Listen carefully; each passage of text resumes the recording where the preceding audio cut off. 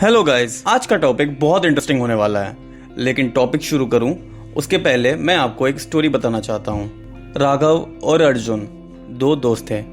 दोनों कॉलेज में साथ पढ़ते थे और दोनों की हाल में ही नई जॉब लगी थी। राघव हर रोज सुबह उठकर एक ही चीज सोचता था, एक बेटर जॉब, एक हैप्पी फैमिली और एक पीसफुल माइंड। और गेस व्हाट, कुछ महीने बाद उसके लाइफ में हूबहू वैसा ही होने लगा जैसा उसने सोच रखा था।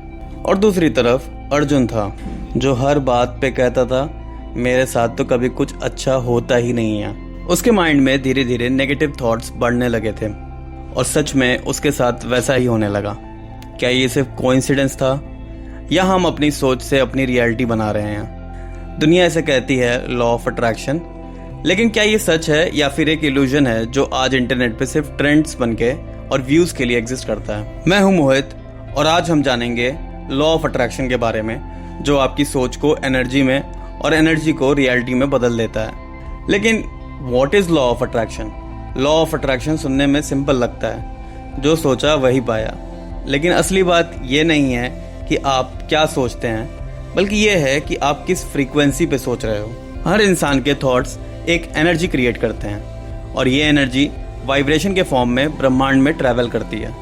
जैसे रेडियो पर स्पेसिफिक फ्रीक्वेंसी ट्यून करने पर वही चैनल मिलता है, वैसे ही हमारी एनर्जी जिस चीज़ के साथ रेजोनेट करती है वो चीज़ हमारी लाइफ में मैनिफेस्ट होने लगती है। साइंस के हिसाब से हमारे ब्रेन के अंदर एक सिस्टम होता है जिसे RAS यानी रेटिकुलर एक्टिवेटिंग सिस्टम कहते हैं। ये सिस्टम डिसाइड करता है कि आपको दुनिया में क्या देखना है और क्या इग्नोर करना है। जब आप बार बार किसी गोल या डिज़ायर के बारे में सोचने लगते हैं तो RAS उस चीज से रिलेटेड अपॉर्चुनिटीज को फिल्टर करके आपके सामने लाने लगता है। इसलिए अगर आप न्यू कार लेने की सोचते हैं तो अचानक से वो कार आपको हर जगह नजर आने लगती है, क्योंकि RAS आपको वो कार को इग्नोर नहीं करने देता है, क्योंकि आपका ब्रेन अब उस फ्रीक्वेंसी पर ट्यून हो चुका है। यहीं पर विज्ञान और बिलीफ मिलकर लॉ ऑफ अट्रैक्शन को रियल बनाते हैं। ये जादू जैसा लगता है पर असल में जादू है नहीं। आप जो चाहते हैं उस पर आप इमोशनली फोकस करोगे तो आपका सबकॉन्शियस माइंड आपके लिए ऑटोमेटिकली कुछ वेज खोजने लगता है जिससे आप उसे पा सको। अगर बात करें हमारे पुराने शास्त्रों की तो उन्हें पढ़कर हमें ऐसा लगता है जैसे हमें लॉ ऑफ अट्रैक्शन के बारे में पहले से ही बता दिया गया हो। भगवद गीता में एक लाइन आती है, यद भवम तद भवति, जिसका मतलब होता है जैसा आप सोचते हो वैसा ही आप बन जाते हो। हमारे पुराने ऋषि कहते थे मन ही करत मन ही भोकत, यानी आपका मन ही क्रिएटर है और डिस्ट्रॉयर भी। इस लॉ ऑफ अट्रैक्शन को समझने के लिए कुछ वैज्ञानिकों ने मिलकर एक एक्सपेरिमेंट किया। उन्होंने 2 ग्रुप्स बनाए। एक ग्रुप को बोला गया अपने गोल्स को हर दिन लिखो और विजुलाइज करो, और दूसरे ग्रुप को बोला गया सिर्फ काम करते रहो, कुछ भी विजुलाइज नहीं करना है, कुछ भी उसके बारे में सोचना नहीं है। कुछ महीने बाद जो लोग अपनी सोच और इमोशंस को अलाइन कर रखे हुए थे अपने काम के साथ, उनका सक्सेस रेट डबल था दूसरे ग्रुप से।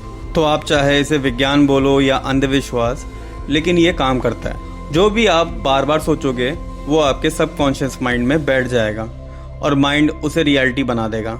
माइंड ऐसे वेज खोजेगा जिससे कि आप उसे पाने में हर संभव प्रयास करो। कोशिश करिए कि आप अपने माइंड में कभी भी नेगेटिव थॉट्स अपने काम को लेके मत लाएं, नहीं तो इससे आप डिमोटिवेट के साथ साथ गलत फ्रीक्वेंसी पे भी ट्यून हो सकते हैं और इससे आप उल्टे रिजल्ट्स पा सकते हैं। अगर आपको सही रिजल्ट्स चाहिए तो अपने माइंडसेट को भी इम्प्रूव करना बहुत ज़रूरी है। आप अपनी सोच को अच्छी और अलाइंड रखें अपने टारगेट के साथ। आपको अगर ये वीडियो पसंद आई तो वीडियो को लाइक ज़रूर करिएगा और कमेंट में ज़रूर बताइएगा कि आपको क्या लगता है लॉ ऑफ अट्रैक्शन के बारे में, और चैनल को सब्सक्राइब ज़रूर करिएगा, क्योंकि हमारा मिशन है फैक्ट्स को सिंप्लीफाई करना। और अगर आपको भी नींद नहीं आती है तो ये वीडियो ज़रूर देखिएगा। मैं हूँ मोहित और आप देख रहे थे डिकोड बग। Thank you.